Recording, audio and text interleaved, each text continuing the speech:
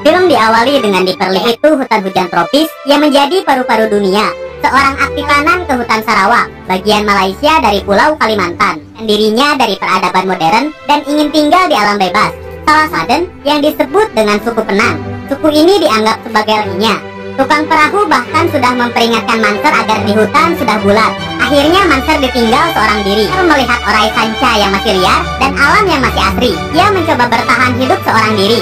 Ketika sedang asyik menyantap harimau dari kegelapan, Manser mencoba mengusirnya menggunakan suling. Perjalanannya sambil memetakan hutan dan membuat jurnal tentang bahagianya ia ketika berhasil menemukan air terjun. Manser berpikir, jika ia ada di puncak air terjun, pemandangan untuk mendaki air terjun. Meski terus diterpa oleh air, tempatnya sangat cocok sebagai tempat bersami. Pemandangan membuat iri anak-anak senja. Manser melihat asap yang berasal dari sisi hutan lain, yang mungkin saja asap, dan menemukan suku Penang. Matanya sampai bolotot karena Penang sendiri adalah suku nomaden, alias suku yang berpindah-pindah. Mereka pindah untuk berburu, mengumpulkan makanan, atau menyusuri kehadiran Manser dan memanggil kepala suku mereka bersahabat. Tapi kepala suku menyuruh mereka untuk bersikap bodohan. Ia berkemah di sekitar Penang sambil mengamati mereka menggunakan suling. Keesokan pagi ketika terbangun, Manser kaget ia kembali mencarinya karena kemungkinan mereka belum jauh dari menemukan mereka kembali. Bahkan sekarang, Manser bisa melihat ke tempat lain. Mereka saling membantu dengan kompak. Bocah-bocah meniru gayanya yang sedang memainkan suling. Hari berganti dan ketika dicuri oleh kucing milik Penang, ia berusaha juga. Manser yang pincang mendekati mereka untuk mengambil sepatu.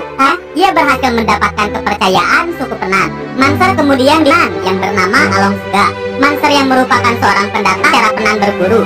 Pokoknya diajari semua hal yang diperlukan. Manser ketika berburu dijadikan pertunjukan oleh Penang. Semua tertawa bagi mereka.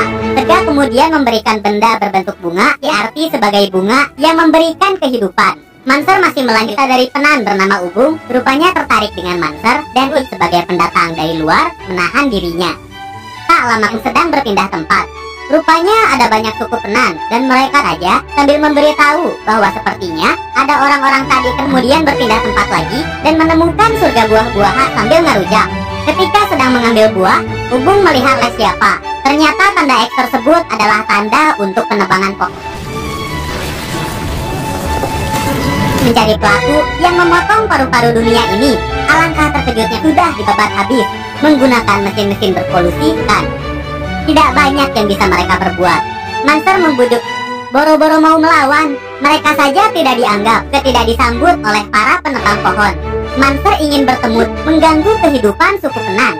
Meskipun dengan tapi hanya Manser saja yang diperbolehkan menemui atasan mereka. Penebangan adalah industri kayu milik pemerintah Malaysia. Penebang pohon bersikeras bahwa hutan tersebut adalah properti Sega dan Penang untuk mempertahankan wilayah mereka. Bersama jalan penebang pohon, meski diancam oleh supir sampai nyaris ditabrak paksa, mereka tidak gentar membela tangan jurnalis bernama James yang terkesan dengan pemberontakan Penang untuk menjadi perantara dan mendokumentasikan kerakusan pemerintah meliput perjuangan Penang dalam melawan pemerintah Malaysia. Berterima kasih kepada James karena sudah mau membantunya. Perjuangannya berjalan lancar, tapi dengan tergesa-gesa James oleh pemerintah Malaysia. Manser menjadi musuh nomor 1 Malaysia dan dilarang masuk oleh Perdana Menteri pada waktu itu.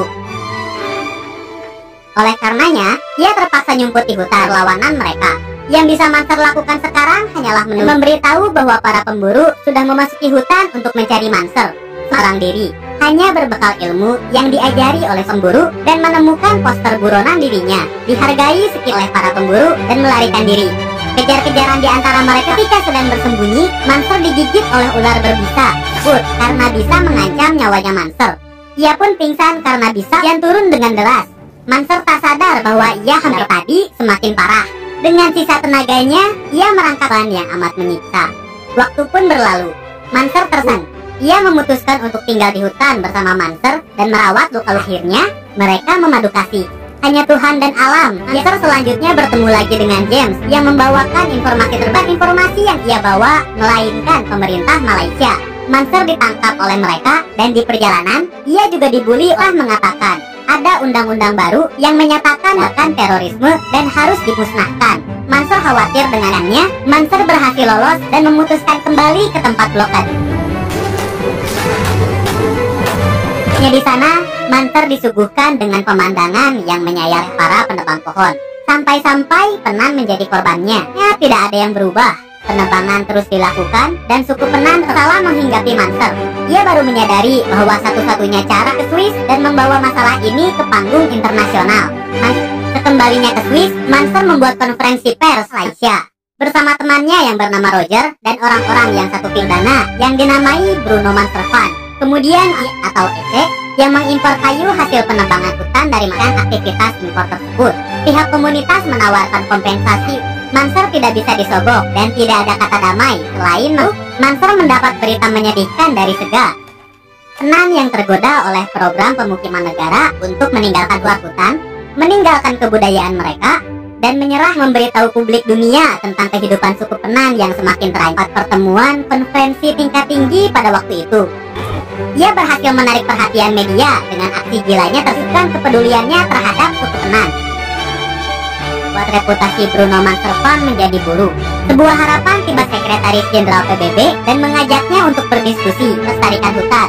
Ia mengusulkan agar suborganisasi PBB Internasional alias IPCO mengatur kriteria pohon yang boleh. Kawasan tersebut nantinya dapat diklaim oleh Penan dan masyarakat adat. Berkat pertolongan tak terduga ini, gairah Manser untuk memperjuangkan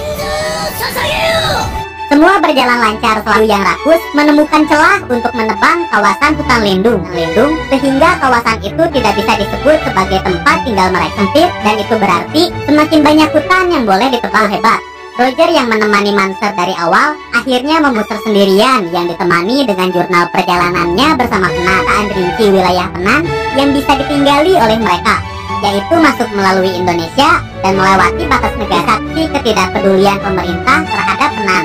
Ia nabengnya mobil yang ia tumpangi mogok. Salah satu penumpang berusahanya adalah buronan di Malaysia, memutuskan untuk pergi dan melanjutkan. Kemudian sampai di pemukiman orang-orang Penan. Rupanya ini adalah Rintah. Di sana ia juga bertemu dengan Ubung. Mereka bertingkubung. Sang kekasih yang terlihat modern sebenarnya masih menyindir putar kembali. Ternyata Ubung sudah menikah dengan orang lain dan pun pergi melanjutkan perjalanannya ke hutan. Kepala suku Sega ia sangat gembira karena putranya yang hilang telah kembali. Manser disambut hangat oleh mereka. Manser menjelaskan tujuannya ke Banggal suku Penan. Pembicaraan berlanjut sampai malam hari. Tanya, apakah dulu sebaiknya mereka bekerja sama dengan para tidak setuju. Berkat Manser, suku Penan sadar akan budaya asing pada Manser dan menganggap dirinya lebih berjiwa Penan daripada. Manser semakin mantap untuk memperjuangkan haknya suku. Lagi ia bersyukur atas alam yang indah pemberian Tuhan. Di tengah teramat oleh suku Penan dan film pun berakhir. Tamat. Saat ini penebangan hutan Bruno Manser. Ia memperjuangkan haknya suku Penan aslinya. Setelah masuk ke hutan, secara misterius Manser ditetapkan sudah meninggal. Entah Manser ini menghilang